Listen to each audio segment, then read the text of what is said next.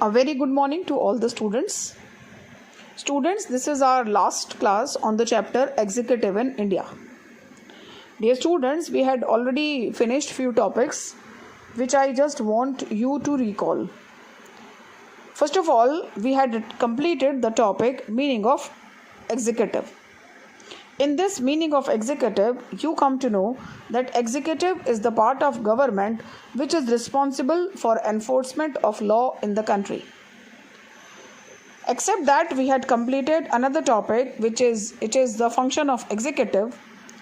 Students, you all know that executive ensure that decision and policy of government are carried out. Secondly, the executive has some other share in the process of legislation as well, because you all know that most of the bill are the government bills. Another important function is to conduct the relation with other states. Dear students, in all the country, the head of the state is also the supreme commander of country's armed forces. Except that in parliamentary democracy, on demand for a grant can be made on the recommendation of head of the state. So these were the functions of executive. You all know that executive have various types. We are the example of parliamentary democracy. Except this, there are presidential system of government and the semi-presidential system of governments also. In India's executive, the highest executive post is given to the president, who is being elected on the process of single transferable vote system. He is being appointed for the term of 5 years. In between also, the president can have dissolved its duties by the process of impeachment. Student, this president is very powerful because all the executive power of the country lies in his hands. He is having the military and diplomatic powers as well. He has the judicial power also. He can pardon any criminal or the person who got some punishment from the Supreme Court. This president have the legislative powers as well, because no bill can become the law without the approval of president. Our president have the emergency powers. He can announce the war or peace for the country. But actually his position is different. He is the nominal or the constitutional head of the government. He has some discretionary powers also. The president may require the council of ministers to reconsider its advice. Secondly, a bill can become act requires the president assent. Third, the president right to appoint the prime minister in the case of hung Lok Sabha. Except this president, we have the vice president also. And the vice president is the ex officio chairman of Rajya Sabha. He works only when president is not on his post due to illness, death or resign. But the actual head in actual head of the country is Prime Minister. You all know that Prime Minister is the person who have proven the majority in the Lok Sabha, or we can say the Prime Minister is the person who have the majority in the Lok Sabha. Prime Minister is a very powerful person in India.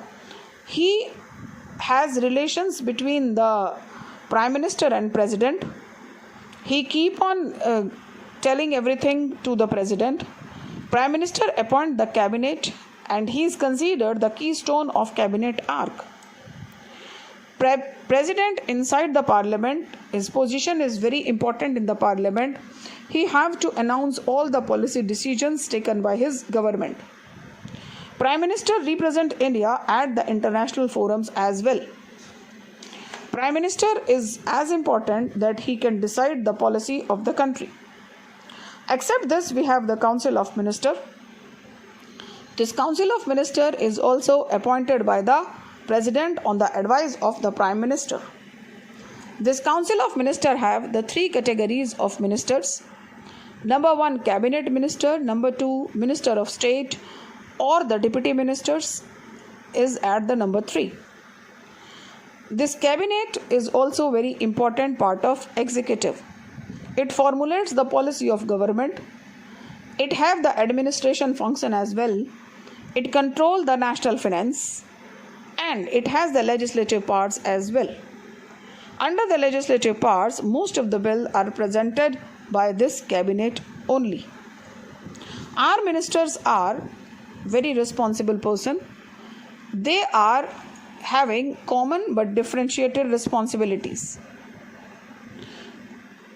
This is all about the state, the central executive. We have executive in the states also. In the state, the highest power lies in the hands of the governor. He is the executive head of the state. Except governor, we have the chief minister in the state and he is also having the council of minister. Governor is having the same position equivalent to the president in the state. No bill can become the law without the approval of governor. He can keep the bill for his assent. He can keep the bill for the assent of the president. So governor is a very powerful person.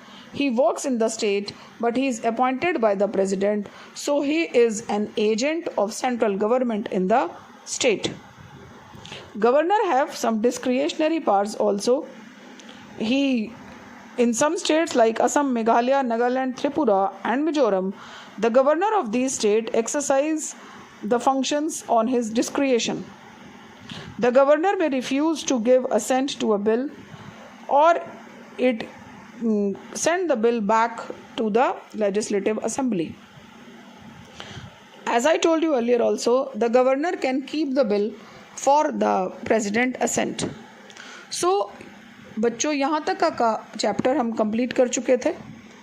In the previous class I taught you that we have executive, और ये जिस executive की बात मैंने अब तक की ये सब क्या थी? These are called the political executive. Except this political executive, we have permanent executive as well, and they are known as civil servants. These civil servants are appointed on all India services and on the basis of central services. They give the exam in these conducted by these institutions, and they are called the permanent executive because they remain on their post till the age of their retirement. Today we are beginning with another topic which is known as mode of recruitment, training and conditions of services. The competitive examination for recruitment to All India Services and Central Services is conducted by the Union Public Service Commission. The President appoints the Union Civil Servants on the recommendation of Union Public Service Commission, which is known as UPSC.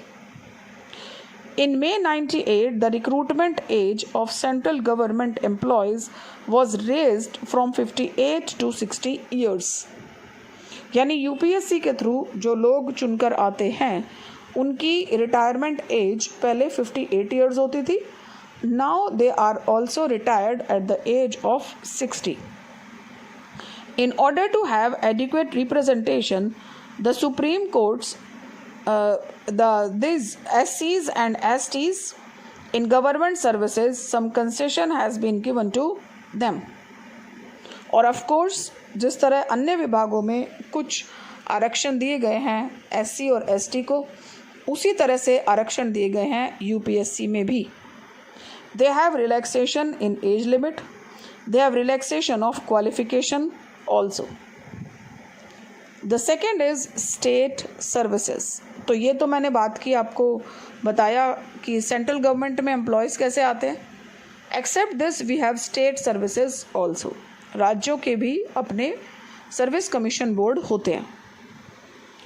The Constitution has made provision for separate public service commission for the state. If two or more state legislature demand the establishment of a joint public service commission, the parliament may be may by law establish the same. तो राज्य क्या करते हैं, अपने यहाँ पर लोगों को अपॉइंट करने की जो अपॉइंट करते हैं वो स्टेट पब्लिक सर्विस कमीशन के थ्रू करते हैं, लेकिन अगर कभी दो राज्य चाहें तो वो मिलाकर भी एक अपना कमीशन बोर्ड बना सकते हैं. The State Public Service Commission organizes and conducts the competitive examination for recruitment of state civil servants. It advises the state government about the matters related to the recruitment, promotion, transfers of the state officers. Now the question arises, what do these people do? कि जो ये civil servants होते हैं इनका role क्या होता है, इनका फंक्शन क्या होता है, how do the work they work. So the role and function of civil servants. The role of civil servants can be classified under the following heads: giving the advice and the influencing the policy. Dear students, policy making is the function of government or the Council of Ministers, but it falls to lots of secretaries and other officials to analyze the problem and collect the necessary data. कि of course कानून बनाना सरकार का काम है, लेकिन उन कानूनों को किस तरह से बनाया जाएगा उसके लिए बहुत सारे डाटा चाहिए होते हैं, बहुत सारी चीज़ें चाहिए होती हैं. ये सब प्रोवाइड करते हैं ये civil servants. So on the basis of such information, the civil servants render their advice to the ministers. Thus, even in policy making, the influence of the official is not less significant. यानी वास्तव में जब देश के लिए policy बन रही होती है तो इन सिविल सर्वेंट्स का बहुत बड़ा रोल प्ले होता है. Second is administration. Dear students, when a policy has been decided, the minister issue the instruction to the secretary in charge of the department to implement the policy. यानी जब कानून बन जाता है तो मिनिस्टर अपने सेक्रेटरी इंचार्ज को बताता है कि इस पॉलिसी को लागू करना है. The secretary convey the instruction to the subordinate staff. और फिर क्या होता है कि वो जो IAS ऑफिसर होता है वो अपने स्टाफ को उसके बारे में सारी जानकारी बताता है. Thus, the secretary, the secretarial wing, the state official, the district authority, and other staff have the duty to enforce the policy and program to the government.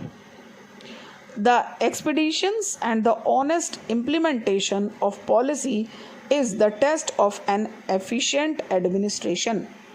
यानी जब नीतियों को लागू करना है तो ये सब कुछ उस पर्टिकुलर डिपार्टमेंट के ऊपर निर्भर करता है. Third is developmental role, instrument for achieving the welfare of the people. अब एक बात समझो, सरकार ने नीतियाँ बना दी, अब उन नीतियों को जनहित के लिए इस्तेमाल करना है, वो लागू करना है. ये काम कौन देखेगा? ऑफ कोर्स सरकारी कर्मचारी. तो बहुत बार ये जो IAS ऑफिसर्स होते हैं they work for the welfare of people. Students, responsibility of civil servants is growing with the fast developing changes in the role of the state. Our policies are inspired by the ideals of social and economic welfare. India has completed 70 decades of economic planning. The main object of our 5-year plans have been growth in agriculture production, self-reliance in food commodities, increase in pace of industrial development, increase in employment opportunities, increase in per capita income, check on population growth, eradication of poverty, and bringing about social and economic justice. यानी इतने सालों में, लगभग 70 सालों में जो सरकार है वो जो भी मैंने आपको भी टॉपिक्स बताए हैं इनमें आगे बढ़ने की कोशिश कर रही है. तो ऑफ कोर्स चाहे वो गरीबी उन्मूलन हो, चाहे वो पॉपुलेशन कंट्रोल हो, चाहे वो पर कैपिटा इनकम बढ़ाना हो, इन सब में बहुत बड़ा रोल जो है वो सिविल सर्वेंट्स का ही होता है। यानी गवर्नमेंट जो है वो पॉलिसीज़ को बनाती है, फ्रेम आउट करती है, बट ये पॉलिसी किस तरह से इम्प्लीमेंट होंगी, आम लोगों तक वो सब पहुंचेगा, ये सब कुछ देखना जो है वो सिविल सर्वेंट्स यानी जो मिनिस्टर के अंडर जो सेक्रेटरियल स्टाफ होता है उसकी रिस्पॉन्सिबिलिटी होती है। So the government had to frame many policies and undertook various activities for achieving these objectives. So this shows that these people, this permanent executive have a lots of work to do. There are some points which are known as administrative shortcomings and problems conforming the bureaucracy in India. तो आज के topic में, second topic में मैं आपको पढ़ाऊंगी कि इस bureaucracy में यानी इस परमानेंट एग्जीक्यूटिव की मेन कमियां क्या हैं। Number 1, it is essential that civil servants have full faith in the ideals of social and economic justice, but the official with narrow-minded approach or the caste-based prejudice can never help in bringing about a new social order. यानी जो official जाति और cast इन सब का भेदभाव करेंगे वो ज़्यादा अच्छे से काम नहीं कर पाएंगे। We are making here a few suggestions about how we could remedy the situation. यानी देखो, जब कोई भी व्यक्ति काम करता है तो ऑफ कोर्स उसकी पॉलिसी कुछ भी कहे, लेकिन उसका जो पर्सनल ओपिनियन है वो भी बहुत मैटर करता है। India cannot change until the villages have been transformed into the place good enough for people to live in. एक सीधी सी बात है, भारत की 70% से ज़्यादा जनसंख्या गांवों में रहती है और गांव तब तक नहीं बदल सकते जब तक कि इंडिया जब तक नहीं बदल सकता जब तक हम गांवों को रहने लायक नहीं बना लेते। The civil servants owe a special duty towards the rural folk and weaker section of society. तो हमारे जो सिविल सर्वेंट्स हैं उनका समाज के लिए एक बहुत बड़ा योगदान रहना चाहिए। Second point, a very important factor responsible for decline in the quality of governance is the perceived corruption in the system. एक भारत की बढ़त में सबसे बड़ी समस्या जो है वो क्या है? करप्शन की समस्या। The Administrative Reforms Commission recommended setting up of the institution of Lokpal and Loknayak to redress the wrong. बार बार इस पर मांग उठती रही है कि लोकपाल और लोकनायक होने चाहिए, लोकायुक्त होने चाहिए, जो सरकारी विभागों में जो करप्शन होती है उसके लिए सुनवाई करें कि अगर काम नहीं हो रहा है तो क्या होना चाहिए? एक लोकायुक्त होना चाहिए, एक लोकपाल होना चाहिए, एक डिपार्टमेंट होना चाहिए जो सरकारी विभागों की करप्शन पर ध्यान रखें। Third, the political instability in state contributes to the politicalization of administration. यानी वो राज्य जहाँ पर जो सरकारें हैं वो स्थिर होकर काम नहीं करती, वहाँ पर भी जो डेवलपमेंट का इशू है, जो मुद्दा है, उसका राजनीतिकरण हो जाता है। Many provisions have been made in the constitution to safeguard the interest of civil servants. Number 1, no authority subordinate to one who had appointed the civil servant can remove him. और क्या किया गया है कि सिविल सर्वेंट्स को UPSC ने appoint किया तो उससे नीचे की कोई अथॉरिटी इन्हें नहीं हटा सकती। No member of civil services can be reduced to rank or removed from the services till the charges against him have been inquired into and he has been given a reasonable opportunity to defend himself. यानी किसी भी IAS officer को उसकी post से degrade नहीं किया जा सकता जब तक उस पर लगाए गए चार्जेस जो हैं वो साबित ना हो। but the minister have been using the power of posting and transfer to demoralize the civil servants.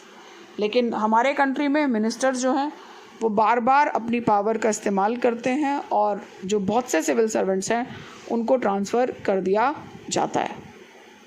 एक लास्ट टॉपिक है जो आपको समझना चाहिए. Should India have an elected administration? क्या हमारे देश में चुने हुए सिविल सर्वेंट्स होने चाहिए, इलेक्टेड होने चाहिए?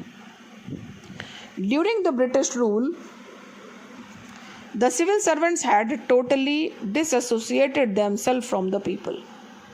यानी जो डीएम होता था वो लोगों के संपर्क में आता ही नहीं था. But a democratic system proposes that the administration should be responsive to the public needs and aspiration. The Marxists are of the opinion that civil servants should reflect the broader class interest. यानी ज़्यादातर लोग यही चाहते हैं कि जो civil servants हैं वो सभी के लिए काम करें, सबके साथ मिलकर काम करें. But most of the political scientists have viewed that the idea of elected administration in this favor. The reason are as follows. लेकिन ज़्यादातर लोग ये कहते हैं कि जो सिविल सर्वेंट्स हैं वो इलेक्टेड नहीं होने चाहिए. नंबर 1, क्यों नहीं होने चाहिए? The elected bureaucrats may have sufficient administrative merit, but this may or may not be certain. कि अगर चुनकर आएंगे, जैसे हमारे नेता चुनकर आते हैं, तो उनमें काबिलियत हो भी सकती है और नहीं भी हो सकती है. But those recruited through the competitive examination possess much confidence and special talent. लेकिन जो लोग विभिन्न विभागों से चुनकर आते हैं, चुनकर मतलब कॉम्पिटिटिव एग्जामिनेशन के थ्रू चुनकर आते हैं, दे आर द मास्टर्स, और उनको वो कॉन्फिडेंट होते हैं और उनके पास स्पेशल टैलेंट भी होता है. They have the natural ability to do their work well. तो चाहे एक नेता के पास अपना डिपार्टमेंट संभालने का टैलेंट हो या ना हो, लेकिन एक सिविल सर्वेंट्स के पास अपने डिपार्टमेंट को चलाने के लिए संपूर्ण टैलेंट होता है. Second, the appointed administrators are permanent and full time officials. They enjoy a status as expert in the vocation. What an expert can do in a minute may you have hours to do. दूसरी बड़ी बात, ये जो appointed administrators होते हैं जो विभिन्न परीक्षाओं के माध्यम से चुनकर आते हैं, they are very skilful, they are experts. तो ऐसे एक्सपर्टाइजेशन की उम्मीद हम चुने हुए यानी इलेक्शन के माध्यम से चुने हुए एडमिनिस्ट्रेटर से नहीं कर सकते. Third, the officials are accountable and answerable. The legislature and the people at large. Nowadays, they have a great fear of judiciary also. Recently, the role and conduct of civil servants has been the source of much litigation, especially the public interest litigation. It is for the courts to judge whether the public interest lies. The courts have severely criticized some of the current officials. There may be other mechanism also to ensure public accountability of the civil servants. तो आज के जो civil servants हैं उनके ऊपर न्यायपालिका का भी जोर चलता है. यानी अगर वो चुने गए हैं and if they are not working well for the government, for the people, for the welfare of the people, we have lots of way to see them and to compel them to work. तो इसीलिए जो administrative लोग हैं they should not be elected, rather they should be appointed through the competitive examination. So dear students, it is the end of the chapter and I hope that all of you must be doing your assignments. आज के लिए मैं आपको एक छोटा सा assignment दे रही हूँ, only of 2 questions. Question number 1, explain the mode of recruitment of civil services in India. Explain the mode of recruitment of civil servants in India. Second question, what is the function of permanent executive in India? What are the functions of permanent executive in India? You have to do these two questions only in your fair notebook, and इसी के साथ आपका chapter number 5 finish होता है. Thank you very much.